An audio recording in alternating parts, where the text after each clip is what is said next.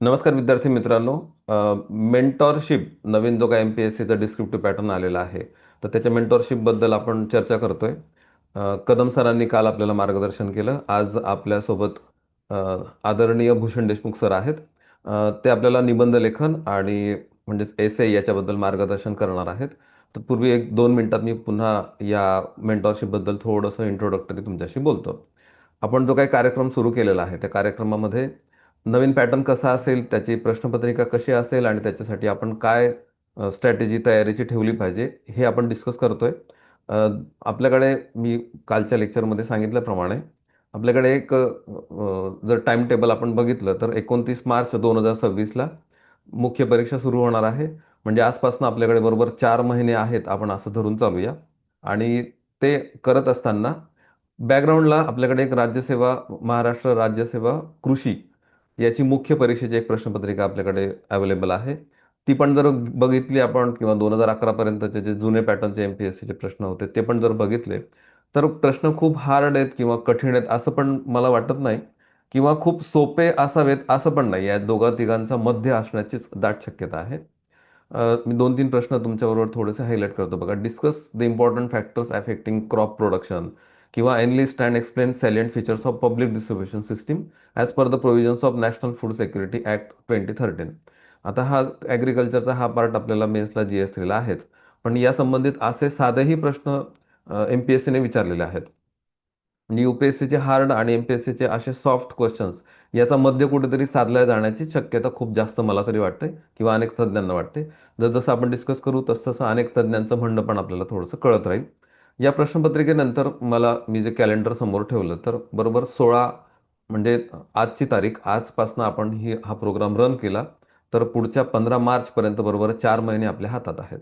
या 4 महिन्यामध्ये GS 1, 2, 3, 4 याच्यातले महत्त्वाचे मुद्दे कव्हर करणे, रादर सगळ्यात सिलेबस कव्हर करण्याचा प्रयत्न करणे आणि दर रविवारी एसेची प्रॅक्टिस करणे, या संबंधित आपण हे चर्चासत्र सुरू केलेलं आहे. याच्याबद्दल आपण सर्व विद्यार्थ्यांना फ्री डेली प्लॅन देणार आहोत, की त्यांनी आज काय अभ्यास करायचा आहे, कुठल्या प्रश्नाची प्रॅक्टिस करायची आहे. काल कदम सरांनी तुम्हाला त्याची स्ट्रॅटेजी, त्याचं महत्त्व पण सांगितलेलं आहे. मुख्यतः GS पेक्षा सुद्धा आणखी एसेचं काय महत्त्व आहे ते आदरणीय भूषण देशमुख सर आपल्याबरोबर आज चर्चा करणार आहे. डेली प्लॅनबद्दल तर आपण आता रोज बोलणारच आहोत. अ, आदरणीय सरांची ओळख करून देतो. सर गेल्या 20 वर्षापासून जो काही मेन UPSCचा डिस्क्रिप्टिव्ह पॅटर्न आहे त्याच्यासाठी एक उत्तम नाव महाराष्ट्रातलं मला तर डोळ्यासमोर सरांचंच पहिलं नाव येतं, की ते ऑलरेडी या डिस्क्रिप्टिव्ह पॅटर्नसाठी UPSCला मार्गदर्शन करतात. योगायोगाने MPSCला आता तो पॅटर्न आल्यामुळे मला वाटतं की सरांच्या इतकं उत्कृष्ट मार्गदर्शन करणारं खूप बोटावर मोजण्या इतकेच प्राध्यापक आपल्याला सापडतील. सर लोकायन अकॅडमीचे संचालक आहेत आणि मी सांगितलं आता की 20 वर्षापासून सरांना प्रदीर्घ अनुभव आहे गाईड करण्याचा. निबंध लेखनच नाही, GSच नाही, काही ऑप्शनल सब्जेक्ट्स आणि ओव्हरऑल मेंटरशिपमध्ये त्यांचा हात धरणं कठीणच आहे. तर मी जास्त वेळ न दवडता आदरणीय सरांना रिक्वेस्ट करतो की सर आपण मार्गदर्शन करावं. काही विद्यार्थी पण या ग्रुपला जॉईन आहेत, ते तुम्हाला प्रश्न विचारतील थोडे, तर त्याही प्रश्नांचं तुम्ही थोडंसं निरसन केलं. आणि हे प्रश्न रादर सगळ्या महाराष्ट्राचेच असणार आहेत. आणि जो काय आता गोंधळ आहे विद्यार्थ्यांमध्ये की कुठनं स्टार्ट करायचे, तर याबाबत आपण कृपया सर मार्गदर्शन करावं. धन्यवाद सर, ही संधी दिल्याबद्दल बोलण्याची. Yes. आणि आपण आधी निबंध ही जी संकल्पना आहे तिची चौकट आधी बघू. की समजा एक तर हे निबंध का आणलेत आणि त्याचं काय महत्व आहे ते बघावं लागेल. की जेव्हा प्रशासकीय एखादं काम करतो अधिकारी, तेव्हा एखादं धोरण येतं, तेव्हा त्या धोरणाचं काय करायचंय. समजा हे आता वाढवण बंदर आहे, तर ते जमिनीवर बांधायचं की समुद्रामध्ये बांधायचं, भराव टाकून बांधायचं का, त्याला किती जमीन लागेल, तिथले आदिवासी आणि इतर स्थानिक लोक आहेत त्यांचं डिस्प्लेसमेंट होणार, तर कुठे सेटल करणार आपण, निसर्गाला काय हानी होऊ शकते, यातनं आर्थिक फायदे काय होऊ शकतात.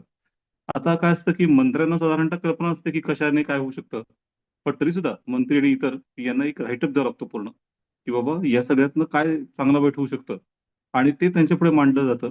आणि मग ते मांडल्यानंतर निर्णय अर्थातच राजकीय असतो, पण त्याच्यासाठी जी पूर्ण बॅकग्राऊंड असते आणि चर्चा करावी लागते ती त्या निबंधातनं एक प्रकारे होते. किंवा दुसरा मुद्दा असा असतो की एखादं धोरण सरकारचं असेल तर ते लोकांपर्यंत पोहोचवणं आणि लोकांचा त्याच्यामध्ये इन्व्हॉल्व्ह करून घेणं, त्यांनापर्यंत ते समजा, कारण खूप चांगली गोष्ट जरी असेल तरी ती जर नीट पटवून दिली नाही, तर तिचा फियास्को होऊ शकतो. की ती कशी चांगली आहे, तिचं काय महत्त्व आहे आणि मग पुन्हा हे अधिकाऱ्यांचं काम आहे, की भले ते त्यांच्या लिहिताना असं लिहितात खालती, की हा लेख आमच्या व्यक्तिगत क्षमतेमध्ये लिहिला आहे, पर्सनल कॅपॅसिटी आणि हे कोणाचं अधिकृत मत नाहीये सरकारचं. तरी सुद्धा ते बऱ्याच वेळेला सरकारचं अधिकृत मतच असतं. फक्त ती पद्धत अशी आहे, की ते मग त्यामुळे आता मेट्रो प्रकल्प आहे. तर मेट्रोला विरोध पण असतो. तर मग काय फायदे होऊ शकतील? किती प्रदूषण कमी होईल? भविष्यकाळ क्षेत्र कसं असेल? हे सगळं सांगणं पण एक प्रकारे कामच आहे. मग अशा विविध प्रकारे निबंध निबंधातून अजून एक फायदा काय होतो, की एखादा विषय हा पूर्णपणे एक समजून घेता येतो का?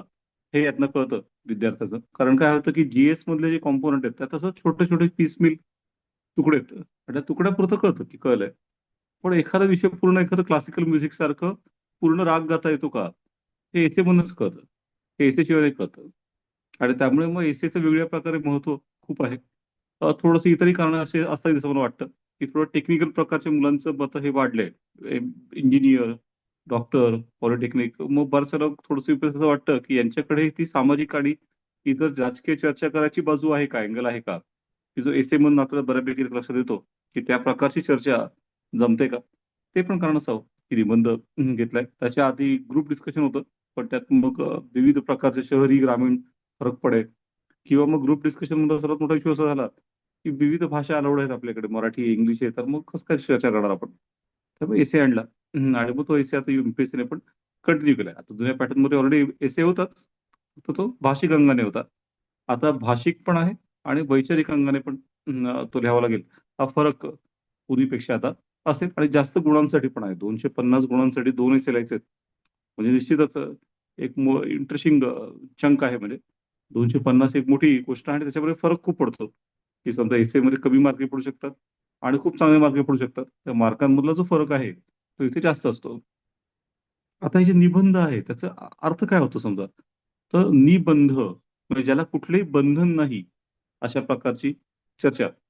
मग आता ही 2-3 प्रकार आहे, की एक प्रकारे तर एक तर ओळी देत नाहीत. कारण ओळी दिली आपण, तर पुन्हा एक बंधन आलं, की त्या ओळीवरच लिहा किंवा खरं सांगायचं बंधन असं आलं, की लिहा. तर लिहा ही जी कल्पना आहे ती थोडी आता आउटडेटेड होत चालली आहे. लिहा म्हणण्यापेक्षा प्रेझेंटेशन करा. तुम्ही सादर करा तुम्हाला काय म्हणायचं ते. आणि मग तुम्ही वेगळी उदाहरणं द्या. तुम्हाला हवं तर तुम्ही नकाशे काढा, तुम्ही चित्र काढा, तुम्ही टेबल काढा, तुम्ही फ्लो चार्ट द्या. तुम्ही जी-एसमध्ये पण हे लागू आहे आणि हे एसेमध्ये पण लागू आहे, की नुसतं लिहा असं अपेक्षा नाहीये. लिहा ही एक जुन्या प्रकारची कल्पना आहे, की तुम्ही लिहिणार आणि समोरच्याला समजून घ्यायचं ते वाचून-वाचून. तर ठीक आहे लिहा, पण लिहिण्याबरोबर सादरीकरण करा आणि एकत्रित असा एक परिणामकारक काहीतरी सादर करा, अशी ती कल्पना आहे. आणि त्यामुळे मग बंधन त्या अर्थाचं नाहीये. दुसरा मुद्दा असा आहे, की मुळात तर रिकाम्या जागा दिल्यात म्हणजे एक प्रकारे मैदान मोकळं दिलंय, की तुम्हाला कशाप्रकारे करायचं ते तुम्ही करा. असं काही फिक्स असं हे नाहीये. अर्थात नंबर ऑफ पानं लिमिटेड आहेत. पुरवण्या वगैरे मागता येत नाहीत. त्यामुळे ते पानं आहेत तेवढ्याच्याच काय ते करायचंय हेही आहे. किती शब्द मर्यादा आणि साधारणतः किती जास्तीत जास्त असू शकते ते दिलंय. पण जास्तीत जास्त तेवढीच असली पाहिजे असं काही नाही. त्याहून कमी असू शकते. किती कमीत कमी असं नाही का दिलेलं नाहीये. पण साधारणतः एखादा विषय उलगडायचा तर कमीत कमी 600 ते 800 शब्द तर लागतातच. ते मग 1000 ते 1200 पर्यंत जाऊ शकतो. Depend on subject, depend on तुमचं आर्ग्युमेंट किती हे आहे. त्यावर पण आहे. असं काही प्रत्येक एसेचा लेंथ फिक्स असेल असं काहीही नाहीये. लेंथपेक्षा तुम्ही आर्ग्युमेंट कसं करताय, ते जास्त महत्वाचं याच्यामध्ये होतं. आता हे जे निबंध आहे, की त्यात बंधन नाही असं आपण म्हणतोय, त्यात अजून एक अर्थ असा आहे, की तो तुम्ही विविध अंगाने फुलवा. मग त्यात सामाजिक अंग असू शकतो, राजकीय त्याचा अर्थ असू शकतो, अ, वैज्ञानिक पद्धतीने त्या दृष्टिकोनाने कसा बघतात एखाद्या गोष्टीकडे ते असू शकतं, आर्थिक दृष्टिकोन असू शकतो. तोही निबंधाचा अर्थ आहे, की तुम्ही जास्तीत जास्त पैलू त्याच्यामध्ये आणा. एखादी गोष्ट चर्चा करायची तर 360 डिग्रीमध्ये ती बघितली पाहिजे आणि त्यामुळे जितके अँगल आणता येतील तेवढे आणा. हाही निबंध म्हणजे बंधन नसलेला त्याचा तो अर्थ आहे, की सगळी चर्चा झाली पाहिजे. परिपूर्ण चर्चा झाली पाहिजे. हा याच्या मध्ये अर्थ आहे. हा महत्त्वाचा मुद्दा आहे. अहवाल लेखन आणि निबंध लेखन या 2 गोष्टींमध्ये फरक पडतो. अहवाल जो आहे, तो एक्सपर्ट लोकं लिहितात. एक्सपर्ट लोकांसाठीच. वाचक एक्सपर्ट असतात. त्या बऱ्याच वेळेला मग शॉर्ट फॉर्म लिहिले जातात किंवा विविध प्रकारच्या संज्ञा वापरल्या जातात. ॲब्रिव्हिएशनचं किंवा मग जार्गन्सचं. पण मग आपला एस्से जो आहे निबंध, तो तशा प्रकारचा नाहीये. लिहिणारा हा काहीसा एक्सपर्ट आहे, पण वाचणारा हा सामान्य आहे. सामान्य माणूस आहे, तो पेपरमध्ये लिहित असाल तर किंवा मग मंत्री आहेत. की जे तसे काही म्हणजे त्यातले एक्सपर्ट नाही येतं. पण त्यांना जाणून घ्यायची एखादी गोष्ट आणि त्यामुळे मग लिहिणारा एक्सपर्ट असला, तरी वाचणारा मात्र एक्सपर्ट असं आपण म्हणत नाही आहोत. आणि त्यामुळे मग त्याला एखादी गोष्ट समजावून सांगताना आपण खूप जास्त जार्गनचा मारा, व्याख्यांचा मारा, खूप जास्त आकडेवारी असं केलं तर तो कंटाळून जाईल आणि तो पुढे अडकून जाईल त्याच्यामध्ये आणि त्याला विषयच कळणार नाही काय आहे. तर त्याला काही खूप टेक्निकल डिटेल नको आहेत. पण त्याला ओव्हरऑल अंडरस्टँडिंग मात्र पाहिजे आणि हवी म्हणजे ॲक्चुअल माहिती पण पाहिजेच आहे. पण जेवढी आवश्यक आहे तेवढी, अनावश्यक नको आहे. आणि त्यामुळे मग हा निबंधाचा एक पर्स्पेक्टिव्ह लक्षात घेणं आवश्यक आहे, की आपण निबंध लिहिताना अशा प्रकारे तो लिहावा लागेल, की समोरचा कंटाळणार नाही. त्याला कंटाळा येणार नाही वाचताना. त्याला कुठेही असं वाटणार नाही, की आता बोर होतोय, हे जड जातंय. तर तसं नाही. तो निबंध इतका हलका-फुलका असला पाहिजे एक प्रकारे, जरी सीरियस चर्चा असली तरी, की स्टार्ट टू एंड वाचत गेला पाहिजे व्यक्ती. आता मग ही चर्चा आल्यावर, की स्टार्ट टू एंड वाचलं पाहिजे आणि त्याला कंटाळा येता कामा नये. तर मग पुढचा मुद्दा येणार. ते कसं करणार? तर मग त्यामध्ये मग शेवटी मग निबंध लिहिताना सुरुवात करताना आपण डायरेक्ट कुठल्यातरी टेक्निकल शब्दांनी डायरेक्ट कुठल्यातरी म्हणजे एकदम याच्या मुद्द्याला हात धरून चालत नाही.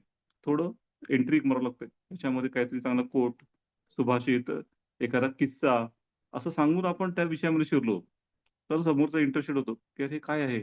खूप इंटरेस्टिंग चर्चा चर्चा." ईझी एंट्री, सॉफ्ट एंट्री असते. आणि मग हळू तो विषय उलगडत, उलगडत, उलगडत पुढे नेतो आणि या सगळ्या चर्चेमध्ये मध्ये-मध्ये काही ना काही आपण चांगला एखादा किस्सा किंवा एखादी कमेंट किंवा एखादं सुभाषित हे आणतच असतो. एखादा चर्चा आणत असतो आणि त्या चर्चेतनं तो मुद्दा स्पष्ट करतो आणि असं करत-करत शेवटी स्टार्टिंगला एंड जोडतो आणि ती चर्चा पूर्ण करतो आणि त्याच्यामध्ये काहीतरी कन्क्लुजन पण देतो. पुन्हा असं म्हणजे समजा नुसतंच चर्चा करून सोडायचं असं नाहीये. ते एखाद्या गोष्टीचं काय ते सार आहे, तेही आपल्या चर्चेच्या शेवटी आलं पाहिजे आणि अशा प्रकारे मग निबंध जो आहे, तो वाचल्यानंतर मग समजा आपण उदाहरण घेऊ एखादं, की बाबा काय निबंधमध्ये अपेक्षित असेल. समजा एकदा यू-पी-एस-सीमध्ये विचारला होता प्रश्न, की "the future of the nation is shaped in the classroom." की राष्ट्राचे भवितव्य हे शाळेच्या वर्गामध्ये, ते कॉलेजच्या वर्गामध्ये निश्चित होतं. Future of the nation is shaped in the classroom. माझा खूप म्हणजे इंटरेस्टिंग विषय आहे. शिक्षणाशी संबंधित आहे आणि निबंध आहे हा. त्यामुळे फक्त आता आकडेवारी की किती शाळा आहेत, किती कॉलेजेस आहेत, किती विद्यार्थी शिकतायत, किती शिक्षक आहेत, ही देणं पुरेसं नाहीये. ते तर आपल्याला माहिती असणं अपेक्षितच आहे, की त्याचा क्रक्स आपण देऊच निबंधामध्ये. पण मुळात त्याचं जे मेन चौकट काय आहे, की किती महत्त्व आहे शिक्षणाचं? तर future of the nation is decided in the classroom. की देशाचं भवितव्य त्या क्लासरूममध्ये ठरतंय. की आज तुम्ही काय शिकवतात, त्यातनं उद्याचा भारत घडणार आहे. आज जर तुमचं शिक्षणच दर्जा कमी असेल, शिक्षणात चुकीच्या गोष्टी शिकवत असू आपण, किंवा मुळातच शिक्षणातच म्हणजे दम नसेल, तर पुढच्या भारतालाही काही खरं नाही म्हणजे. मग अशा प्रकारे असं जर असेल, तर मग आता समजा धुरी शेट्टी म्हणून आहे. अनुदीप धुरी शेट्टी जो पहिला आला होता यू-पी-एस-सीमध्ये. मग त्याने याच एसेची सुरुवात कशी केली? तर त्याने अशी केली एक त्याने स्टोरी दिली. स्टोरी अशी दिली, की बॅक टू 1945 15 ऑगस्ट 1945 कोरिया हा देश स्वतंत्र झाला. पण दुर्दैवाने एक सिव्हिल वॉर झालं आणि त्याचं फाळणी पण झाली. 53 साली त्याची फाळणी झाली. 2 कोरिया झाले. नॉर्थ कोरिया आणि साउथ कोरिया आणि मग दोघांमध्ये काही फारसा फरक नव्हता. एकजिन्सीच होते. समान लोकं होते, समान भाषा होती, समान संस्कृती होती. पण देशाची फाळणी झाल्यावर एक फरक पडत गेला. उत्तर कोरिया जो आहे, साम्यवादी बनला आणि त्यांनी काय केलं, की एक विशिष्ट प्रकारे शिक्षण द्यायला सुरुवात केली, की ज्याच्यामध्ये एका विशिष्ट विचारसरणीचीच महती, एखादा नेता आणि त्याच्या कुटुंबाची महती आणि अगदी साचेबद्ध विचारसरणी मुलांना शिकवली. तर दक्षिण कोरियाने वेगळा निर्णय घेतला, की त्यांनी मात्र मुलांना लोकशाही पद्धतीचं शिक्षण द्यायला सुरुवात केली, की ज्याच्यामध्ये विविध विचारसरणी शिकवल्या, विज्ञान तंत्रज्ञानाला महत्त्व दिलं आणि खुली पद्धतीची, पुरोगामी पद्धतीची शिकवण मुलांना दिली. आणि त्यातनं शेवटी काय झालं, की at the end of the 75 years now 75 वर्षांनी आज उत्तर कोरिया हा देश अशा प्रकारचा देश आहे, की जो अत्यंत गरीब आहे. जिथले लोकं अगदी म्हणजे गुलाम असल्यासारखे जगतात. ज्यांच्या विचारांचा विकास होऊन झालेला फारसा नाहीये. देशाची स्थिती अत्यंत वाईट आहे, गंभीर आहे आर्थिकदृष्ट्या. दक्षिण कोरियात मात्र काय झालं, की दक्षिण कोरिया जगातल्या अत्यंत श्रीमंत आणि समृद्ध देशांपैकी आहे. तंत्रज्ञानामध्ये खूप पुढे आहे. त्यांच्याकडे अनेक तंत्रातले ब्रँड आहेत. त्यांचं कल्चर, के कल्चर आज प्रख्यात आहे. के पॉप आहे, के ड्रामा आहे, के म्युझिक आहे. हे सगळंच आज प्रसिद्ध आहे जगभर. आणि अशा प्रकारे एकच कोरिया. एकच कोरिया, एकच संस्कृती, एकच इतिहास, सगळं एकच असूनही उत्तर कोरिया वेगळ्या दिशेने गेला आणि दक्षिण कोरिया हा पूर्ण वेगळ्या दिशेने गेला. आणि हे कसं झालं, तर त्यांनी क्लासरूममध्ये काय शिकवलं विद्यार्थ्यांना त्याच्यावर हे सगळं झालंय. उत्तर कोरिया वेगळ्या दिशेने गेला आणि दक्षिण वेगळ्या दिशेने. मग आता इकडे जबरदस्त स्टार्ट आहे. मग अशा प्रकारचं उदाहरण आहे, की स्टार्ट एक चांगलं द्यावं लागतंय. आणि तिथून मग इथं कळलं कसं समोरच्याला, की हां, हा विषय बाबा एकदम म्हणजे महत्त्वाचा आहे. आणि मग तिथून मग शिक्षणाचं महत्त्व, मग थोडंसं टच इतिहास जो आहे, आता आपलं भारताला 5,000 वर्षांचा इतिहास असल्यामुळे थोडा रेफरन्स घ्यावा लागतो मध्ये, की बाबा आपलं 5,000 वर्षाच्या इतिहासात आपण शिक्षणाची कल्पना काय आहे? तर मग आपल्याकडे अगदी मॅच्युअर्ड कल्पना आहेत नेहमीच. सा विद्याया विमुक्तये ही आपली व्याख्या आहे शिक्षणाची, की विद्या ती जी माणसाला सर्व प्रकारच्या पूर्वग्रहांपासून मुक्त करते. बायसेस, की आपल्या मनामध्ये अनेक प्रकारचे पूर्वग्रह असतात. कंडिशनिंग झालं असतं आपल्या डोक्याचं, की हे म्हणजे असं आहे, हे म्हणजे असं आहे, ते तसे असतात, आमचं असं असतं, आमच्याकडे असं असतं. तर हे जे सगळं कंडिशनिंग आहे, पूर्वग्रह आहेत, एक दुर्दैवी प्रकार आहे. त्यात माणूस अडकून पडला असतो आणि त्या प्रकारे त्याचं वागणं असतं, त्या प्रकारे तो प्रतिसाद देतो आणि त्यातनं मग समस्या वाढत जातात. स्त्रियांची भूमिका समाजातली, पुरुषांची भूमिका, मर्द को दर्द नहीं होता. काय हे कंडिशनिंग असते आयडिया. किंवा महिला इमोशनल्स असतात. महिलांनी विशिष्ट पिंक जॉब्स केले पाहिजेत. मुळात पिंक कलर, की महिला म्हटलं की पिंक कलर असला पाहिजे. Pink jobs, pink police station, pink rickshaw. आता हे काय? हे सगळं कंडिशनिंग ऑफ माइंड आहे म्हणे, की विशिष्ट प्रकारे प्रत्येक गोष्ट बघणे किंवा मग ती धार्मिक पत्रे बघणं, की अँथनी नावाचा व्यक्ती समोर आला, तर तो आपल्याला असं वाटतं की तो ख्रिश्चन असणार. का त्याचं नाव अँथनी आहे. नवाजुद्दीन नावाचा भेटला, तर असं वाटतं की तो मुस्लिम असणार.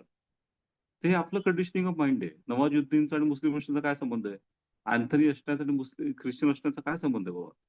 असा काही संबंध नाहीये. हे सगळं आपलं कंडिशनिंग लहानपणापासून होत गेलंय. पण या सगळ्यातनं मुक्त होणं हे शिक्षण आहे, की सा विद्या आहे विमुक्त आहे. मग आता हे खूप इंटरेस्टिंग आहे, की एक प्रकारचं म्हणजे डी लर्निंग आहे.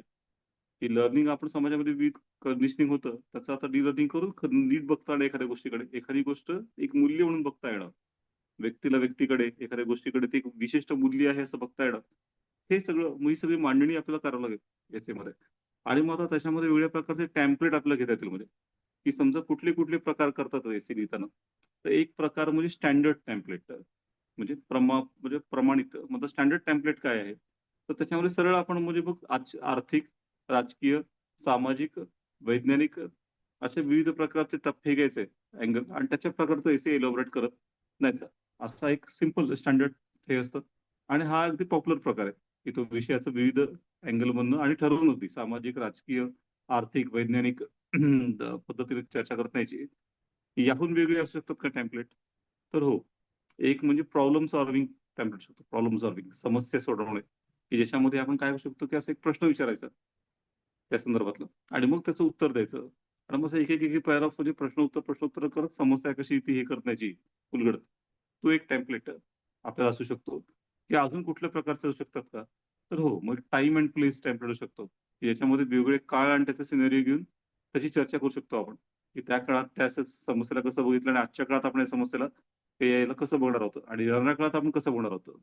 म्हणजे टाईम एंड प्लेसमध्ये मग पास्ट, भूतकाळ, प्रेझेंट, वर्तमान काळ आणि फ्युचर, भविष्य असे 3 मेन अँगल लावून आपण तो निबंध एक्सप्लोर करू शकतो. किंवा मग अजून एक प्रकार म्हणजे आपण एखादी थीमच घेऊ शकतो. थीमेटिक एसे. मग थीममध्ये समजा आपण चिंटू हा मुलगा घेतला.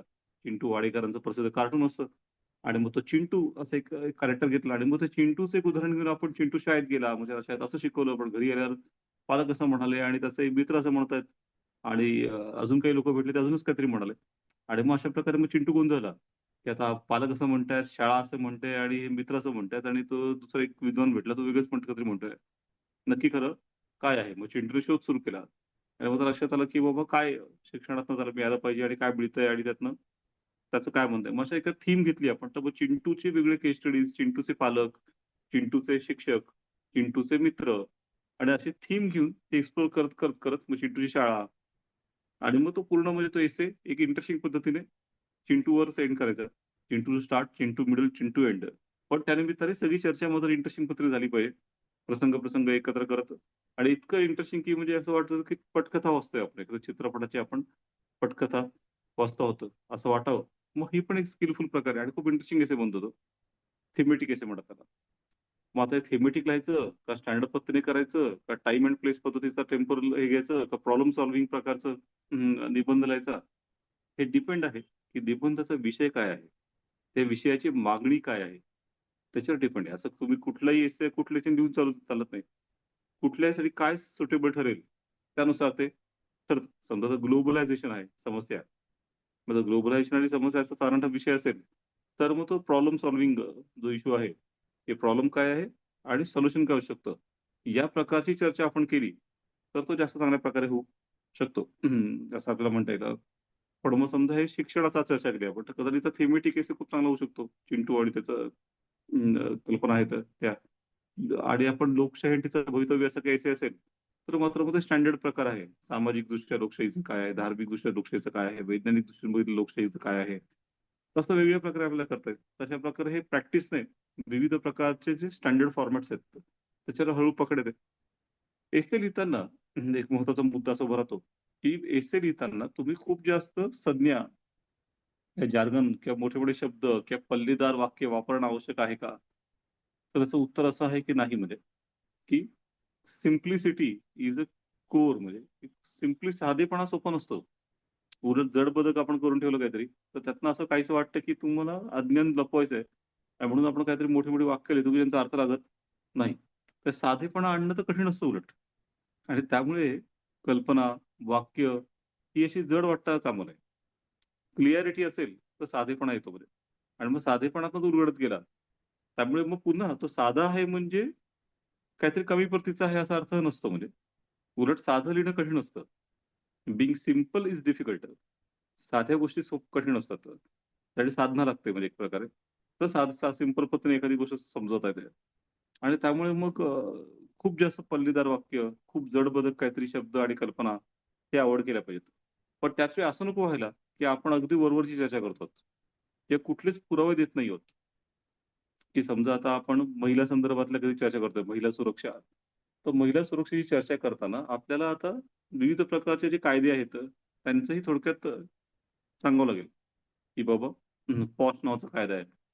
Prevention of harassment at workplace. मग ते काय आहे बाबा? त्यातनं काम करणाऱ्या स्त्रियांना कशाप्रकारे सुरक्षा मिळते? ते डोमेस्टिक व्हायलन्स ॲक्ट आहे. घरगुती हिंसाचार कायदा. की त्यातनं कशाप्रकारे घरगुती हिंसाचारावर आपण तरतुदी केल्यात आणि मग त्यात कोण येतं आणि कशाप्रकारे संरक्षण आपण दिलंय. मग ही सगळी पण चर्चा करावी लागणार. किंवा एखाद्या घटनेमधलं एखादं आर्टिकल देता आलं, ते पण द्यावं लागणार. ते दिलं तर त्याला ती वजन येतं. तर नुसती आपण चर्चा केली आणि कुठलेच पुरावे दिले नाहीत, कुठल्याच अहवालाची चर्चा केली नाही, हे कुठलाच कायदा सांगितला नाही, त्या घटनेतली एखादी तरतूद महत्त्वाची आहे ती सांगितली नाही, तर तो आपला निबंध जो आहे, त्याला तितकं ते वजन येत नाही म्हणजे. त्याला एक विशिष्ट वजन येण्यासाठी नुसतीच चर्चा करून चालत नाही. त्याला सपोर्टिव्ह फॅक्ट्स जे आहेत, आकडेवारी आहे, कायद्यातल्या तरतुदी आहेत, कायदे आहेत, त्या घटनेतलं एखादं कलम आहे, तेही आपण दिलं, तर निश्चितच त्याचं वजन जे आहे, ते वाढतं आणि त्याचा मोठा फायदा निबंधाच्या इफेक्टिव्हनेसमध्ये होतो आणि गुण मिळवण्यामध्ये होतो म्हणजे अल्टिमेटली. आता हे जे निबंध आहेत, याची वेगळी तयारी करावी लागते का? हा एक मोठा मुलांचा प्रश्न असतो. तर त्याचं अगदी सरळ-सरळ उत्तर आहे, की हो. काय होतं मुलांना असं वाटतं, की आपण जी-एसच्या बळावर निबंध खेचून घेऊ, की जी-एसमध्ये बऱ्यापैकी आपण अभ्यास करत असतो विविध विषयांचा. त्यात अगदी शिक्षण, आरोग्य, महिला सक्षमीकरण, ते दुनियाभरचे विषय असतात आपल्याकडे. 4ही जी-एस मिळून सगळंच आहे. तर मग आणि अर्थात आता जो एथिक्स नावाचा जो सब्जेक्ट आहे, त्याचा निश्चितच फायदा निबंध लिहायला होतो. हा एक मुद्दा बघण्यासारखा आहे, की समजा सिक्वेन्स वाईज तुम्ही एथिक्स आधी केलात आणि मग एसे चांगल्या प्रकारे केलात, तर जास्त चांगलं होतं. का तर एथिक्समधल्या चर्चा या एसेला निगडीतच आहेत, की एथिक्समध्ये बऱ्याचशा ज्या सगळी ती चर्चेची पद्धत आहे आणि विचारांचा जो झेप आहे. एथिक्स सगळा विचारांचाच प्रश्न आहे म्हणजे. सगळं विचार, विचार, विचार आहेत. त्यात फॅक्ट असं काही नाहीये, की करंट अफेअर्स असं काही फारसा प्रकार नाहीये. फार तर उदाहरण आहेत. पण ती आपल्याला उपयोगीच आहेत एसेमध्ये. त्यामुळे एथिक्स तसा त्याचा जीव छोटा आहे. तो जर केला तर एसेला फायदा होतो. पण एरवी नुसते जी-एसच्या अभ्यासावर एसे येईल असं नाही. कारण जी-एसचं जे विशिष्ट जे हे आहे आकलन करायची पद्धत आणि त्याची मांडणीची पद्धत आणि त्यात जे काही सांगायचंय ते आणि एसेमध्ये जे आपल्याला सांगायचंय, त्यात खूप फरक पडतो. त्यामुळे मग एसेचं आकलन हे खूप वेगळं आहे. एसेमध्ये मुळात ती समस्या पूर्ण समजावून घेणे, नक्की चौकट काय आहे आणि तिला सोल्युशन देता येणं, याच्यावर भर आहे. आणि जी-एसमध्ये मात्र खूप वेगळ्या प्रकारची चर्चा आहे. त्यात प्रामुख्याने फॅक्च्युअल. आता समजा आपण याचं घेऊ, पर्यावरणशी उदाहरण घेऊ. मग पर्यावरणामध्ये समजा प्रदूषण कमी करण्यासाठी काय केलं पाहिजे? हा जी-एस मधला प्रश्न आहे. तर आपण लगेच मग केंद्रीय आणि राज्य प्रदूषण मंडळ काय आहे? त्यांचे काय अधिकार आहेत? कसं दंड लावतात विविध प्रकारे? कसं आपण प्रत्येक सिग्नलवर सफर नावाचं ते डिजिटल बोर्ड लावून त्याच्यावर किती प्रदूषण आहे तेच टाकतो. असं आपण दुनियाभरच्या गोष्टी मांडतो आणि त्यातनं सांगतो कसं प्रदूषण आपण टॅकल करतोय. पण आता एसीची चर्चा थोडी वेगळी होते. एसीमध्ये खूप ब्रॉडर अंडरस्टँडिंग लागतं. जे जी-एस मधनं असेलच असं काही नाही. ते उदाहरण घेऊ. समजा एसी एन्व्हायर्नमेंटवर एसी आहे पर्यावरणावर. तर आपल्याला नीट चर्चा करून दाखवावं लागेल, की बाबा माणसाने निसर्ग वाचवला पाहिजे की नाही? की त्याहून जुनी चर्चा आहे म्हणजे माणसाने निसर्गावर विजय मिळवला पाहिजे की नाही? तर आता माणसाने निसर्गावर विजय मिळवण्याची कल्पनाच खूप इंटरेस्टिंग होती. Man conquering the nature. माणूस एकच निसर्गाचा भाग आहे. त्याने जर निसर्गावर विजय मिळवला तर माणूसच संपेल. त्यामुळे आपण त्याचा घटक असेल तर विजय कसा मिळवणार? आपण निसर्गाबरोबर गेलं पाहिजे आणि निसर्गाच्या आशीर्वादाखाली आपलं आयुष्य काढलं पाहिजे. ते जरा जुनं. आता नवीन हे काय तर बाबा माणसाने निसर्गाला वाचवलं पाहिजे. तर ही पण इंटरेस्टिंग कल्पना आहे. माणूस निसर्ग वाचवणार? काय इंटरेस्टिंग आयडिया. माणूसच निसर्गाचा भाग आहे आणि छोटा आहे निसर्गापेक्षा. आपण कसं काय निसर्ग वाचवणार म्हणजे? समजा लॉजिकली ही जर अरोगन्स एक प्रकारे माणसाचा, की निसर्गाला आम्ही वाचवू म्हणजे आम्ही देवच आहोत. आम्हीच डिस्ट्रॉय करू, आम्हीच वाचू. तर खरं तर माणसाला निसर्ग वाचवण्यापेक्षा नाही का समजा एखादं वर्षावन आहे, रेन फॉरेस्ट घनदाट आहे, खूप सारे तिथे जैवविविधता आहे, प्राणी आहेत. पण आपण प्रदूषण केल्यामुळे आणि आपल्या सगळ्या वाळवंटामध्ये झालं आणि सगळं वाळवंट झालं आणि निसर्ग असतील आणि वाळवंटातले साप असतील आणि किडे असतील. तर प्रश्न असा आहे, की ते आधीचं वर्षावन, रेन फॉरेस्ट आणि आताचं वाळवंट डेझर्ट हे दोन्ही निसर्ग आहे की नाही? तो उत्तर आहे की दोन्ही निसर्गच आहे. ते वर्षावनही निसर्गच होतं. इकोसिस्टम होती एक आणि वाळवंट हे पण एक इकोसिस्टमच आहे.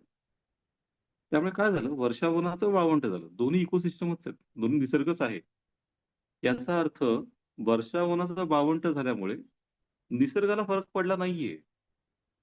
ते वर्षावनही निसर्ग होता आणि वाळवंट हाही निसर्गच आहे. मग फरक कोणाला पडलाय? याचं उत्तर आहे की फरक माणसाला पडलाय. माणसाचं जीवन हैराण होतं मग, की वाळवंटात जगणं हे अजिबात सोपं नाहीये. वाढलेलं टेम्परेचर, पाण्याची दुर्भिक्ष, पाऊस पडत नाही, रिसोर्सेस नाहीत अन्नासाठी. वर्षावन असताना खूप चांगलं जीवन होतं. वाळवंट मग अशा प्रकारे निसर्गाला फरक पडला नाहीये. फरक माणसाला पडलाय. मग फरक माणसाला पडत असेल, त्याचा अर्थ आपण निसर्ग वाचवायच्या बाता का करतो मग? आपण का निसर्गाला वाचवणार? माणसाने माणसाला वाचवावं खूप झालं म्हणे. मग अशा प्रकारे ही सगळी चर्चा खूप इंटरेस्टिंग पद्धतीने करावी लागते. की एन्व्हायर्नमेंटल एथिक्स काय प्रकार आहे? पर्यावरणीय नैतिकता ती कशी बघितली जाते? नाही का? ती नसेल तर बऱ्याच वेळेला मग काय होतं, की आपण आपल्या प्रकारे पर्यावरणाला बघतो. खरं तर पर्यावरणाच्या पद्धतीने नाही का वाघ मानवी वस्तीमध्ये आला अशी हेडलाईन असते बऱ्याच वेळेला. पण दुसरीकडे माणसाने जंगल मागे-मागे देऊन जंगलांमध्ये मानवी वस्त्या उभ्या केल्यात, कॉलनी उभ्या केल्यात, सेटलमेंट टाकल्यात. तर मग वाघ मानवी वस्तीमध्ये आला ही बातमी माणसाच्या पेपरमधली आहे. समजा वाघांचा न्यूजपेपर असता, तर त्यात काय हेडलाईन असती, की माणसाने जंगलामध्ये हस्तक्षेप केला आहे. मग आता हा बघण्याचा दृष्टिकोन आहे. आपण बघतोय की वाघ बाहेर आलाय. वाघ म्हणेल की तुम्ही आतमध्ये आलात. मग आपल्याला त्या बाजूनेही बघता आलं पाहिजे. पर्यावरण नैतिकता जी आहे, एन्व्हायर्नमेंटल एथिक्स. मग आता या प्रकारची जी मोठी चर्चा आहे ब्रॉडर, ती नुसती एसेमध्ये करायची. एसेमध्ये नुसते कुठला कायदा आहे आणि त्या कायद्यात काय म्हटलं आहे, तेवढं पुरेसं नाहीये.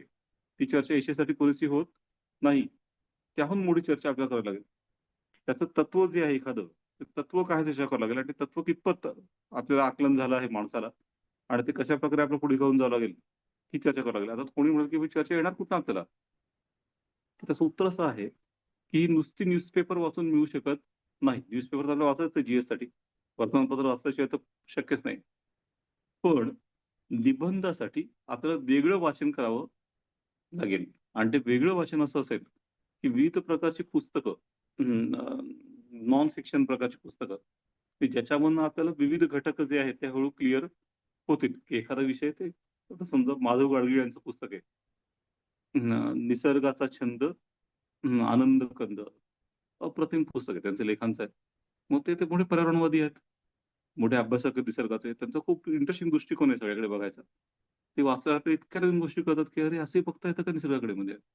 एखादं वडाचं झाड आहे, तर ते किती वेगळ्या प्रकारे माणसाला मदत करतं आणि कसं ते वडाचं झाड हे एक फुल इकोसिस्टम असतं एक. एक परिपूर्ण पर्यावरणीय पद्धती असते. हे त्यातनं आपल्याला कळतं.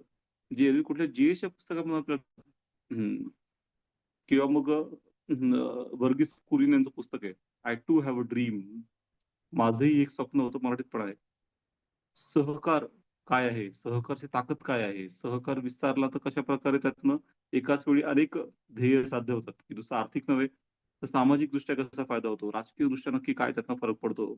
अमूल कसं उभं राहिलं? आणि अमूलच्या मागे तत्व कुठली येतं? आणि व्यावसायिकता कशी आणली त्यांनी अमूलच्या कार्यकारणामध्ये?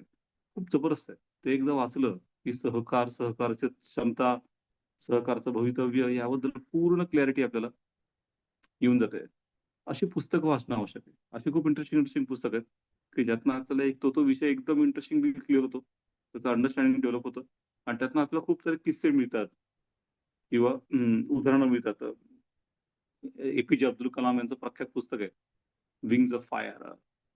की त्यातनं संरक्षणाचं काय महत्व आहे? संरक्षण आपलं भारताने काय घेऊन चालू केलं आणि कसं विकसित करत नेलं आणि स्वतः कलाम यांचा दृष्टिकोन कसा आहे या सगळ्यामध्ये? त्यांचा एक प्रसंग सांगणार का त्या पुस्तकातला, की जेव्हा त्याने खूप चांगला मिसाईल प्रोग्राम उभा केला, यशस्वी केला कमी बजेटमध्ये सुद्धा. तेव्हा मंत्री आले डिफेन्स मिनिस्टर. तर हे सगळ्यांसमोर हैदराबादला ते आले डी-आर-डी-ओमध्ये. ते कौतुक केलं, की कलाम यांचं काम खूप चांगलं आहे आणि सरळ ते सगळ्यांसमोर म्हणाले, "तुम्हाला कुठलं पद हवं असेल, तर ते सांगा. आपण ते देऊ" म्हणे. थेट त्यांनी म्हटलंय. सगळ्यांना उत्सुकता होती आता. कुठलं पद? मग ते स्वतः म्हणतात, की तुम्हाला कुठलं डायरेक्टरशिप हवी आहे, कुठलं पद हवंय, काय हवंय सांगा आम्ही देतो. आता हे काय मागतात म्हणजे? हं. कलाम काय म्हणाले, की हा जो सगळा डी-आर-डी-ओचा परिसर आहे आमचा, तिथे झाडं नाहीयेत. खूप उजाड वाटतं म्हणजे. तुम्ही आता देतच आहात, तर तुम्ही मला बियाणं देऊ शकता का? सीड्स. तर मी इथे माझा विचार आहे, की इथे प्लांट केलं पाहिजे. आणि अशा प्रकारे मग जवळ-जवळ 20,000 बियाणांची म्हणजे बियाणे घेतली पोतीच्या पोती. मंत्री म्हणाले, "का नाही?" म्हणजे दिलंय. आणि आज तो परिसर जो आहे, पूर्ण हिरवागार आहे. मग तर त्या काळात काय झालं, की बाकीचे लोकं म्हणाले, "काय येडे ते, की एवढे मंत्री कुजले म्हणतात, की सांग काय पाहिजे?" आणि यांनी मागितले काय तर वेळी मागितली. झाडं लावायची म्हणाले. पण आज त्या परिसरात जो कोणी जातो आणि तो हिरवागार परिसर बघतो, तो लगेच विचारतो, की हे एवढं छान कसं काय उभं राहिलं? इतकं छान निसर्ग कसं काय इथे आहे? कोणाची व्हिजन आहे ही? मग ते सांगतात तिकडचे लोकं, की कलाम यांची व्हिजन आहे, की त्यांच्या व्हिजनमुळे उभं राहिलंय. मग मोठी माणसे मोठी असतात ती अशा प्रकारच्या इंटरेस्टिंग व्हिजनमुळे असतात. की त्यांचा बघण्याचा दृष्टिकोनच पूर्णपणे वेगळा असतो. मग हे सगळे किस्से आपण टाकू शकलो. त्या प्रकारच्या कविता किंवा त्या प्रकारच्या काही चर्चा करू शकलो. Then that makes a worth. मग ही पुस्तकं वाचणं. मग आता अर्थात ती पुस्तक तुम्हाला किंवा अभ्यासावरती पुस्तक वाचत बसू का? तर एकदम मूलभूत मुद्दा म्हणजे एसे 250 मार्काचा आहे. मग 250 मार्काचं तुम्हाला कधी वाचावं लागेल ना. तसं मुलं ऑप्शनल बद्दल खूप सारं करतात. क्लास लावतात, वाचतात, नोट्स काढतात, टेस्ट लिहितात. दुर्दैवाने तितकी मेहनत, की समजा ऑप्शनल 500 मार्काचा आहे, वैकल्पिक विषय. तर एसे 250 मार्काचा आहे ना. मग ऑप्शनलची अर्धी तर मेहनत करा. ऑप्शनलसाठी एवढं सारं वाचताय. त्याच्या अर्ध तर एसेसाठी वाचा. ऑप्शनलसाठी एवढी सगळी उत्तरं लिहिताय, चेक करून घेताय, चर्चा करताय. तशी अर्धी चर्चा तर करा. त्यामुळे मग एसेसाठी अभ्यास करणं आवश्यक आहे. वेगळं वाचन करणं आवश्यक आहे. आणि ते वाचन केल्याशिवाय तो एसे त्या लेव्हलचा होत नाही. त्याची लेव्हल मग बरोबरची राहते. आर्ग्युमेंट बरोबरचे राहतात. ती चर्चा अगदी एकदम सुपरफिशियल होते मग. आणि त्यामुळे ही चर्चा करताना आपल्याला मग हे वाचन केलं आपण. मग आता कसं करायचं वाचन समजा? तर असं साधारणतः ठेवतो टार्गेट, की 15 दिवसामध्ये एक 15 दिवसामध्ये एक चांगलं पुस्तक वाचायचं. असं दर 15 दिवसांनी एक पुस्तक वाचायचं. त्याच्याही नोट्स काढायच्या. समजून घ्यायचं, की त्यांचा काय व्ह्यू पॉइंट आहे. ते कशाप्रकारे त्या गोष्टीकडे बघतायत. चांगले त्यातले किस्से, प्रसंग, सुभाषिते, म्हणी हे मिळाल्या तर त्याही उतरवून घ्यायच्या. थोडक्यात एसेच्याही वाचन करायचं, नोट्स काढायच्या, ती पुस्तकं वाचायची. दर 15 दिवसांमध्ये वाचायचं समजा. असं म्हणायचं की रोज तेच घेऊन बसायचं आणि ते किंवा वाचताना आपण समजा नॉन प्राईम टाईममध्ये वाचलं तरी चालेल. एसेचं काय म्हणजे प्राईम टाईमला आपण मेन विषय घेऊन बसतो अभ्यासाला, त्याचा अभ्यास करतो बरोबर आहे. नॉन प्राईम टाईम जेव्हा थोडं आपण झोपाळू असतो किंवा इतकं आपलं सेन्सेस स्ट्रॉंग नसतात किंवा झोपण्यापूर्वी किंवा जेवताना असं अशा ठिकाणी वाचलं तरी चालेल. कारण त्यात काय असं म्हणजे लगेच नोट्स काढायचं असं काही नाही. पण अशा प्रकारे वाचन करणं आवश्यक आहे हा मुद्दा आहे हो, मी पटवून देऊ शकतो तुम्हाला, की थोडं वेगळं वाचन केलं तर खूप वेगळ्या प्रकारचा एसे येतो मध्ये. तसं न करता जीएसच्या आधारावर लिहू म्हटलं. म्हणून युपीएससी तर काय करते, की जीएसच्या आधारावर मुलांनी लिहू नये किंवा तसं त्यांनी हे करू नये. म्हणून तर ते तात्विक प्रकारचे हल्ली एसे टाकतात. ते एवढे तात्विक असतात, की एक तर त्याचा अर्थ लगेच लागत नाही. पण तो अर्थ समजून घेऊन मग बरोबर तात्विक अंगाने त्याला उलगडणं हा हल्ली एक मोठं आव्हान झालंय. ते 8च्या 8 एसे हल्ली तात्विक देतात. आता एमपीएससीत तसं होईल की नाही आपल्याला माहिती नाही. ते काही नाही होणार लगेच, काही वर्ष लागतील. पण तात्विक अंगाने एसे दिल्यानंतर तर पूर्ण आव्हान लागतं म्हणे, की ship is safe at harbour, but it is not made for it. की एखादं जहाज हे किनाऱ्यावर सुरक्षित असतं, पण त्यासाठी ते बनलेलं नसतं. आता हा खूप इंटरेस्टिंग विषय असतो. आता यात समजा एखाद्याचं अंडरस्टँडिंगच नसेल, तर त्याला वाटेल की आपल्याला कशाबद्दल लिहायचंय? तर जहाजांबद्दल लिहायचंय, बंदरांबद्दल लिहायचंय, मान्सूनबद्दल लिहायचंय, एल निनो, ला निनाबद्दल लिहायचंय. तर तसं आहे का? तर तसं नाहीये. ते एक रूपक आहे. की जहाज हे समुद्रकिनारी सुरक्षित असतं, पण त्यासाठी ते बनलेलं नसतं. It is not made for it. आता हा विषय समजून घ्यायचा आपण. त्याची चौकट सरवायची आणि विविध अंगाने तो फुलवायचा आहे. की आता जसं आपण पोळीचं गोळा करतो आणि मग ती पोळी लाटतो. तसं आता एकदा कळलं की काय त्याची थीम आहे. तर मग तो विविध अंगाने ते आपल्याला फुलवावं लागेल. की थोडक्यात काय आता आयुष्यामध्ये रिस्क घेतली पाहिजे. रिस्क नाही घेतली तर ते आयुष्य the life not examined unexamined is not a life at all. की ज्या जीवनाची परीक्षाच झाली नाही, ते जीवन जीवनच नाही म्हणजे.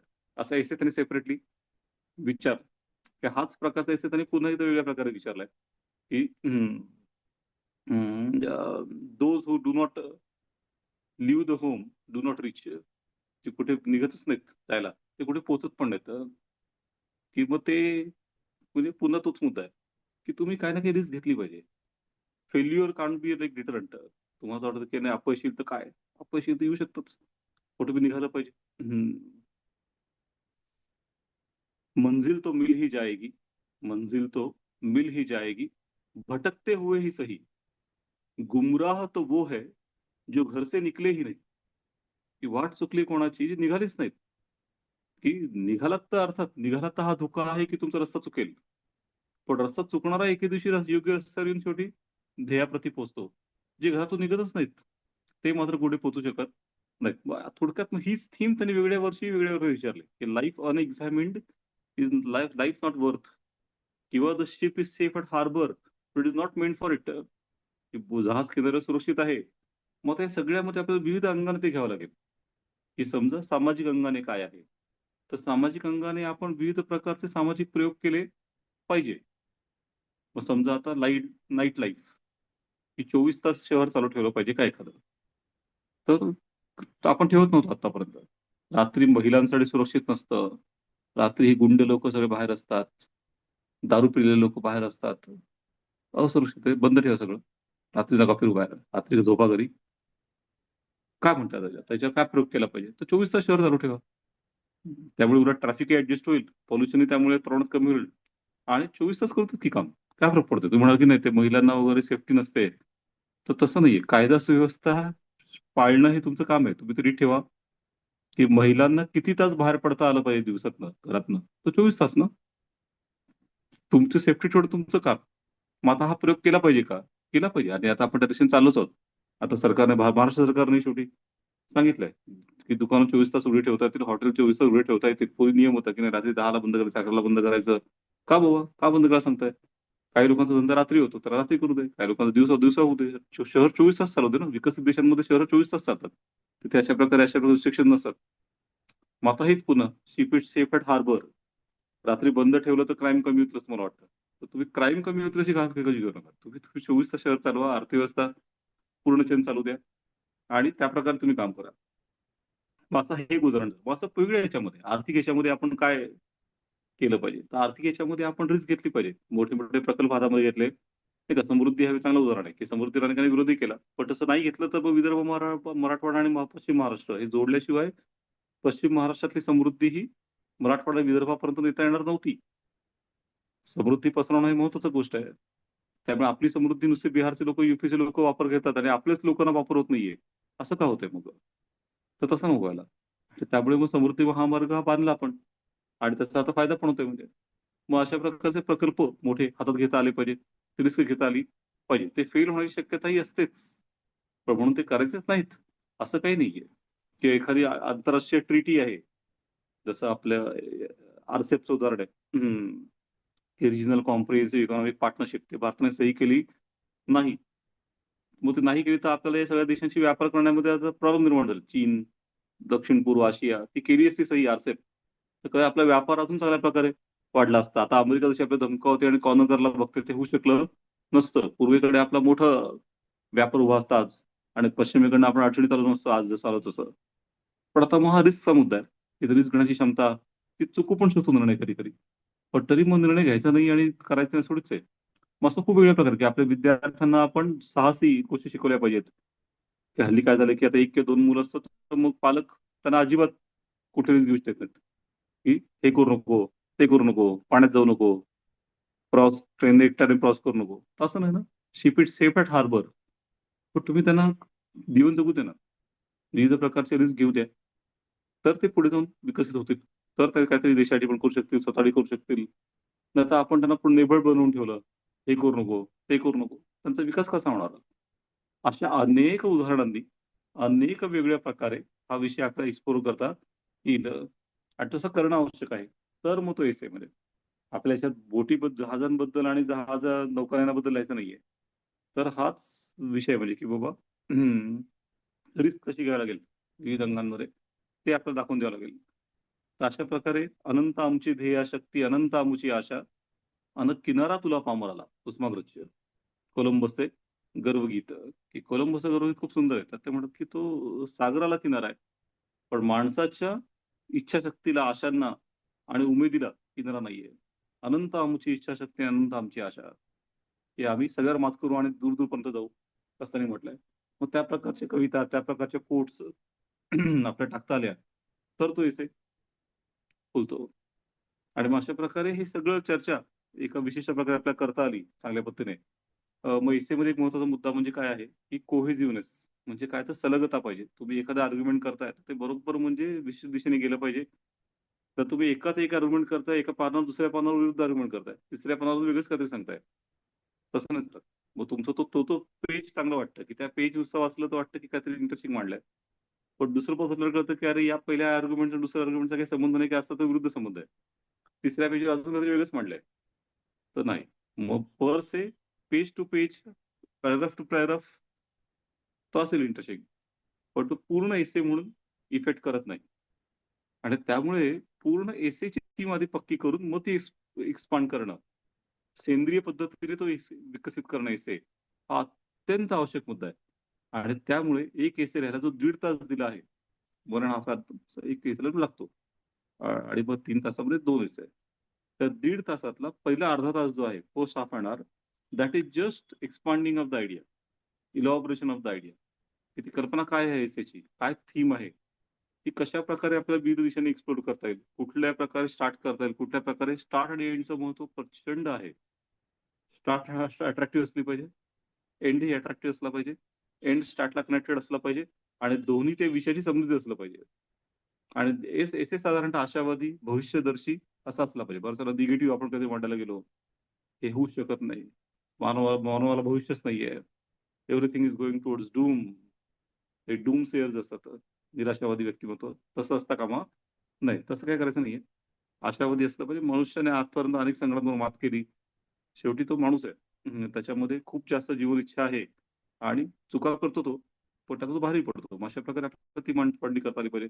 पण मग अर्धा तास ब्रेन स्टॉर्मिंग करता आलं पाहिजे. की पहिला अर्धा तास एसेचं ठरवलं आपण, की त्याच्यावर पूर्ण वेगळ्या प्रकारे रफमध्ये पॉइंट्स काढायचे.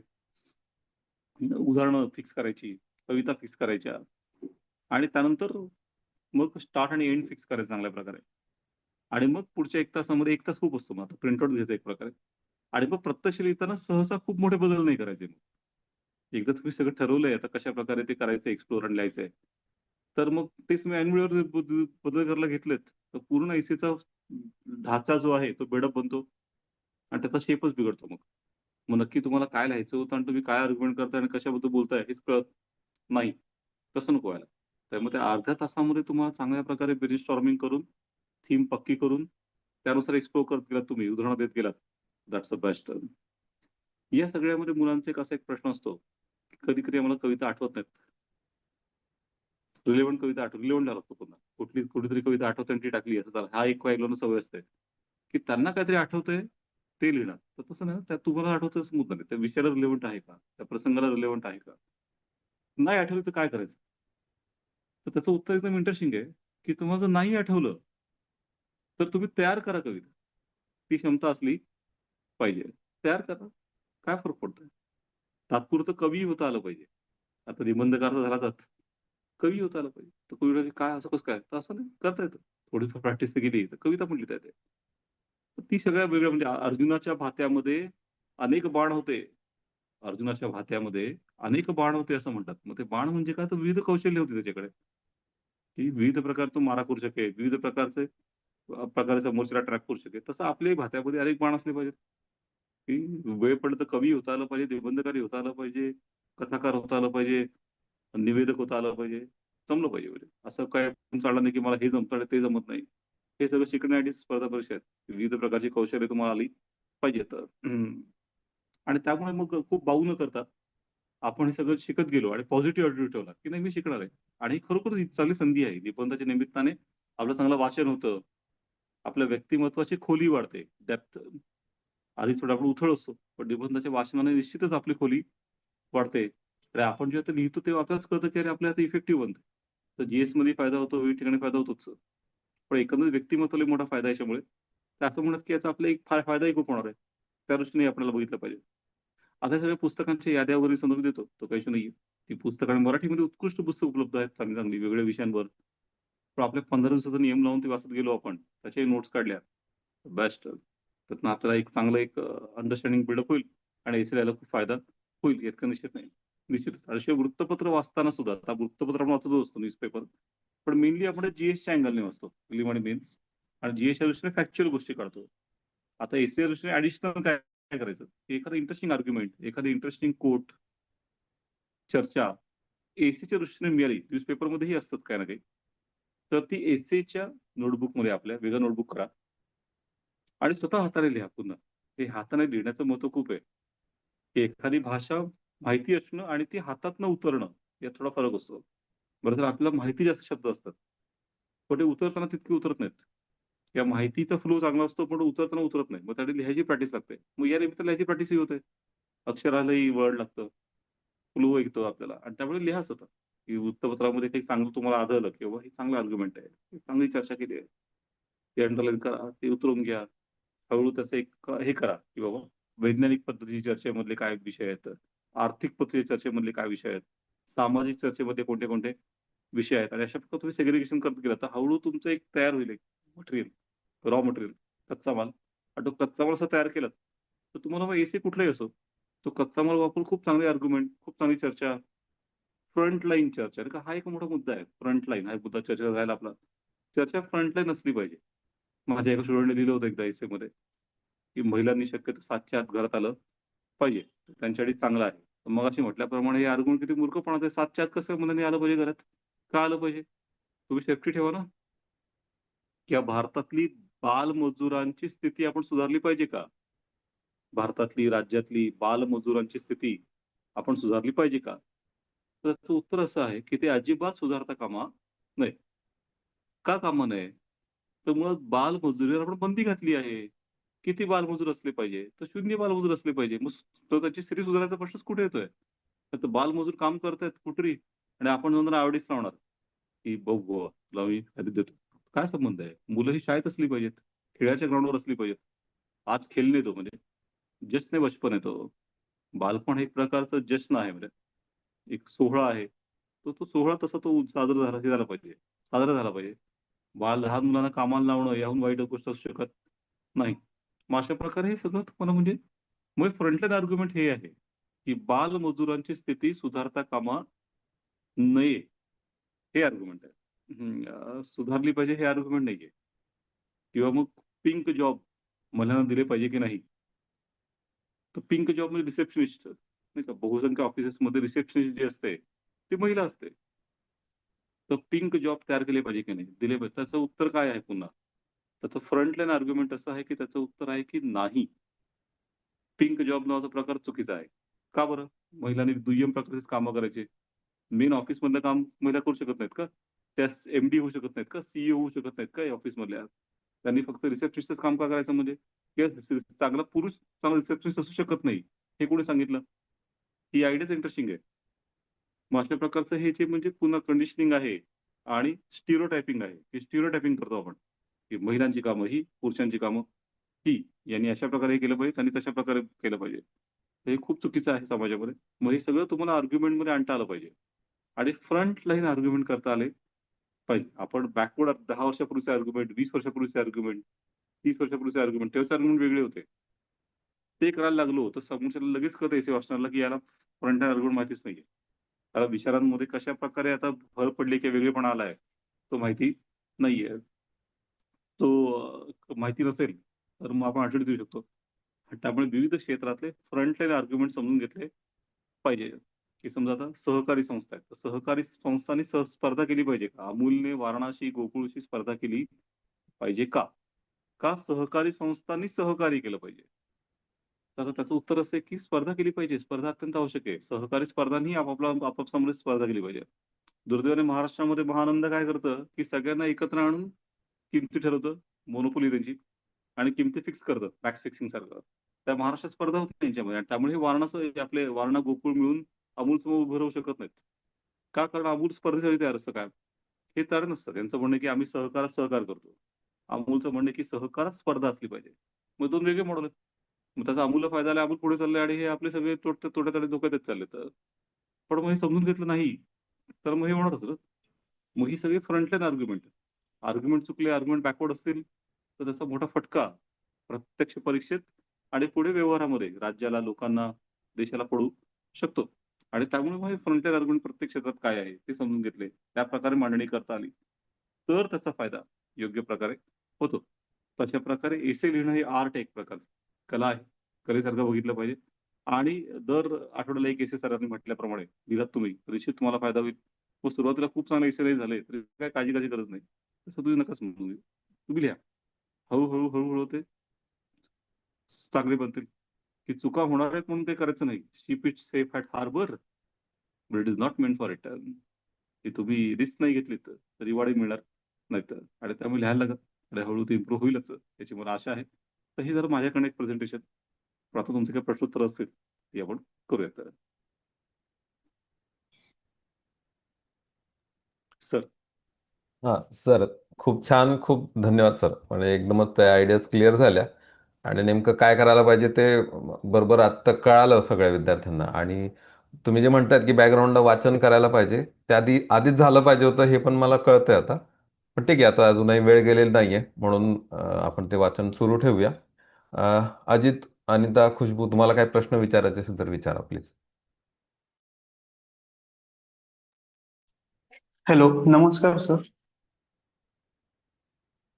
हॅलो. हां, हा अजित बोला बोल बोल बोल बोल येतोय बोल आवाज? बोल बोल. मी हो हा बोला. सर, माझा एक प्रश्न होता. सर, हं, आपले एखादा सरकारचं धोरण असेल, काही बरोबर कायदा असेल, आपल्याला बरोबर. त्याविषयी विचार मांडायचे असतील तर कसं मांडावं? हो हो. म्हणजे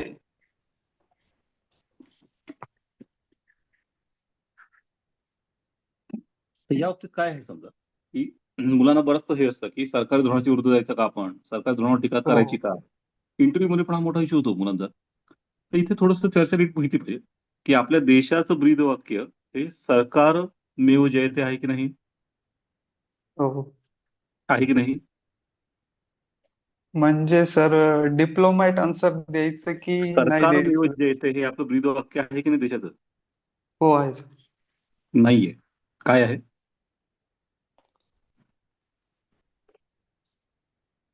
ब्रीदवाक्य काय आहे देशाचं? ब्रीद वाक्य. सत्यमेव सॉरी सर, जयते हे आहे का हो, सरकारमेव जयते हे आहे? सत्यमेव जयते. मग आपण सत्याची बाजू घ्यायची की सरकारची बाजू घ्यायची? सत्याची बाजू घ्यायची. आणि मग सरकार सत्याच्या बाजूने असेल, तर सरकारची बाजू घ्यायला हरकत नाही. पण जर सरकार अच्छा, आणि सत्यामध्ये फरक पडत असेल, तर कोणाची बाजू घ्यायची? सत्याची. मग नक्की ठरवा, की तुम्हाला सत्याची बाजू घ्यायची का सरकारी बाजू घ्यायची उद्या.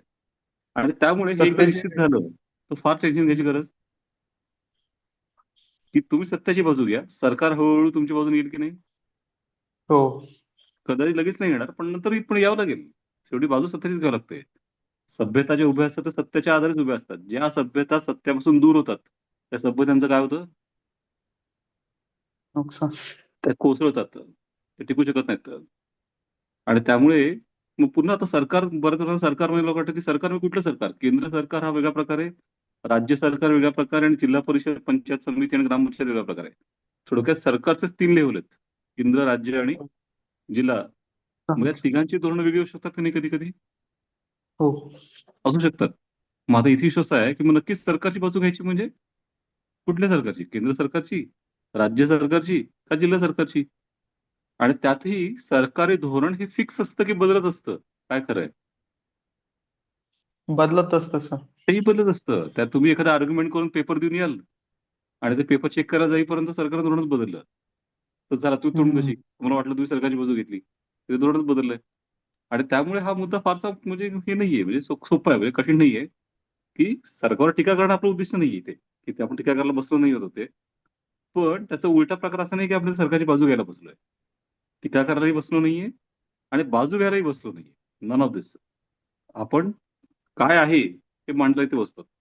मग मांडताना कधी-कधी ते सरकारच्या बाजूने, कारण सरकारही शेवटी सत्तेच्या बाजूने असतंच किंवा सरकारी विशिष्ट विचार करूनच असतं किंवा सरकारी बहुमत घेऊन आलं असतं म्हणजे काय? तर लोकांचा जर सपोर्ट असतो आणि लोकांना वाटलं असं सत्य सरकारकडे असतं म्हणून ते सरकार असतं. पण प्रत्येक वेळी तसं असेल असं पण नाही. कधी-कधी असं होऊ शकतं की एखादं धोरण सरकारचं आहे ते आपल्या आर्ग्युमेंटमध्ये वेगळं जाऊ शकतं. तर त्याची एवढीच विचार करायची गरज नाहीये. येस. असं काही लॉजिकच नाहीये की तुम्ही सरकारी विरोधात लिहायचंय. मुळात तुम्ही सिलेक्ट झाल्यावर पण सरकारी कर्मचारी असणार आहात की शासकीय सेवक असणार आहात? शासकीय सेवक. का सरकारी नोकर असणार आहात? नाही का सर, दोन्ही असणार आहात? शासकीय. हां, तुम्ही फक्त ऍक्च्युली शासकीय दोघेच सेवकच असणार असतात. आहात. एक्झॅक्टली. हो. तुमचे आपण मुख्यमंत्री करतो की राज्यपाल करतो? राज्यपाल. हां, राज्यपाल करतो ना, शासनाचा प्रतिनिधी करतो. तुम्ही शासकीय सेवक असणार आहात. सरकारसह काम करणार आहात. ते हो हो. सरकारी नोकर नसणार आहात तुम्ही. ही एक कल्पना तर इंटरेस्टिंग आहे की सरकारी नोकर नावाची. त्यामुळे पुन्हा मग हे सगळं लक्षात घेतल्यानंतर आपण शासनाचं हित बघायचंय की सरकारचं? शासनाचंही. बरोबर आहे. साधारणतः दोन्ही हातात हात घालूनच जातात. पण जर क्लॅश झालाच, शासकीय हित आणि सरकारी हित, तर ब्युरोक्रॅट म्हणून तुम्ही कोणाची बाजू घ्यायची निर्विवाद? शासनाचेच सर. शासनाची बाजू घेणार ना? का सरकारची बाजू घेणार? नाही नाही, शासनाचे. मग हे सगळं असं नीट लक्षात घेतलं आणि नीट त्याचं आर्ग्युमेंट करून घेतलं ना, तर हळूहळू मग तुम्हाला सहजता येईल. म्हणजे मग पुन्हा मग इथे म्हटल्याप्रमाणे सरकारच्या धोरणावर टीका करणं हे आपलं काम नाही, की तशा प्रकारचे आपण इथे बसवू नयेत सुपारी घेऊन. हो. पण दुसरीकडे सुपारी घेतली नाही सरकारच्या धोरणाला सपोर्ट करायची. सत्य काय ते बघायचं. चांगले आर्ग्युमेंट कुठले बघायचे, ॲडव्हान्स आर्ग्युमेंट कुठले बघायचे, फ्रंटलाईन आर्ग्युमेंट कुठले ते बघायचे आणि ते लिहायचे म्हणजे. हळू सरकार तिकडे येईलच. असं आहे. Thank you sir. आणि सर ते अजून तुम्ही पुस्तकं सांगणार होते. हां, ती पुस्तकांची यादी मी पाठवतो सरांकडे. मग सर टाकतील आमचं. हो. म्हणजे भरपूर पुस्तकं आहेत. खूप चांगली पुस्तकं आहेत. मी तर म्हणेन नक्की वाचा. म्हणजे त्याचा निश्चितच पर्सनॅलिटीमध्ये फरक पडतो. जी आपल्या राजेश पाटलांची पण खूप सुंदर पुस्तक आहे. मोर ओरिसा डायरी म्हणून. मोर ओरिसा हो. डायरीमध्ये त्यांनी ओरिसात त्यांना प्रशासनात काम करताना कसे अनुभव आले? त्याला सरकारी कर्मचाऱ्यांना मोटिव्हेट करायचं तर नक्की काय करायचं? आपण काही पैसे देऊ शकत नाही. मग त्यांनी खूप इंटरेस्टिंग चर्चा केली, की त्यांनी काय केलं मोटिव्हेट करायला. इंटरेस्टिंग प्रसंग आणि किस्से आहेत. त्यातून आपल्याला अशी खूप पुस्तकं त्यांनी झाली, ती आपण वाचली तर आपल्याला निश्चित फायदा होऊ शकतो. Thank you sir.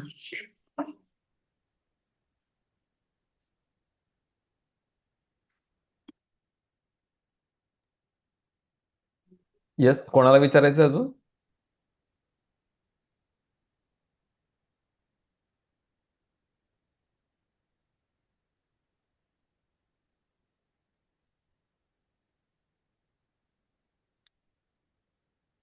सर, माझाच एक क्वेश्चन होता की हां, जे काही प्रिव्हियस इयर क्वेश्चन पेपर्स आहेत, म्हणजे प्रिव्हियस एसेज वगैरे, तर त्याचा बरोबर आहे. आपण कितपत वापर केला पाहिजे? म्हणजे आता ते रिपीट होणार नाही हे तर माहितीच आपल्याला, किंवा बरं, आता आपल्याला. आपण चर्चा केल्याप्रमाणे काय होतं ना, थीम्स रिपीट होत आहेत, की समजा तो एस्सेचा विषय असाच्या असताना रिपीट होत. पण ऍक्च्युअली थीम्स आहेत ना, ते रिपीट होत असतात सारख्या. आता अगदी गेल्या 3-4 वर्षातच यूपीएससीच्या सगळ्या थीम रिपीट व्हायला लागल्या. अच्छा, की ओके. जसं मी चर्चा केली, की एकच विषय त्यांनी life unexamined is not life worth living एक, हां, किंवा ship is safe at harbour but not meant for it. आणि एक्झॅक्टली. तिसरा आपण चर्चा केली, की ते समजा those who are not left the home not achieved something. मग ते अशा प्रकारे तिन्हीची थीम एकच आहे ऍक्च्युअली. एकच अच्छा, गोष्ट न म्हणायची आहे. Exactly exactly. एक्झॅक्टली तसं आहे तसं आहे. म्हणजे पीवायक्यूचा वापर आपण केला पाहिजे. हो, कारण हळूहळू लक्षात येतं की अरे म्हणजे तेच आहे सगळं. म्हणजे एक प्रकारे मग एसे आता म्हणजे तसं या यूपीएससीचा एसे तरी आता इतका सरळ झाला की म्हणजे प्रिडिक्टेबलच आहे. कारण त्यांचं हां. फक्त हे बदलतं हेडिंग. बाकी तसं अच्छा. आर्ग्युमेंट आपल्याला फार बदलायची गरज नाही मग आता. बरं बरं. सर आपण आता रविवारपासून एसे देणार आहे. मग बरोबर आहे. आता सर्व विद्यार्थ्यांचं ते चेक करणं शक्य नाही. पण बरोबर. आपण मग काहींचे सबमिट करून मग असं चाललंय की एकतर पीयर रिव्ह्यू घ्यायचा किंवा मग नाहीतर मग बरोबर. त्यातला आयडियल एसे जो वाटतो तो मग सगळ्यांबरोबर शेअर करावा अशी आयडिया आहे. बरोबर. मग त्यात आम्ही तुमचं इनपुट पण घेऊ आणि नक्कीच. पुढे जाऊया. ठीक आहे. काय हरकत नाही. हो, हो. तर ठीक आहे, मग कोणाकाचे शंका नसतील तर मग आपण थांबूया. सर खूप खूप धन्यवाद. चालेल. सरांचं हो. लोकायन अकॅडमी आहे तर सरांना म्हणजे सरांचे नंबर वगैरे मी शेअर करून ठेवतो. तुम्हाला काही शंका असतील, सरांचे काही कोर्सेस पण आहेत या संदर्भात, त्या संदर्भात सरांना तुम्ही कॉन्टॅक्ट करू शकतात. आणि म्हणजे आता तुम्ही एस एचच्याच बद्दल सरांना फक्त म्हणजे बटन दाबल्याबरोबर सर एकदम म्हणजे सगळं त्यांच्याकडचं ज्ञान त्यातलं एक छोटासा पॉईंट त्यांनी उघडा केला. तसं आपण सगळंच त्यांच्याकडनं ही चर्चा करून सर्वच विषयांचं आपण एक एक एक एक ज्ञान त्यांच्याकडनं उलगडून घेऊया. सर खूप खूप धन्यवाद. खूप छान चालेल. हो, सेशन हो. झालं आजचं. ठीक आहे. चालेल. Thank you so much. Thank you. Good day.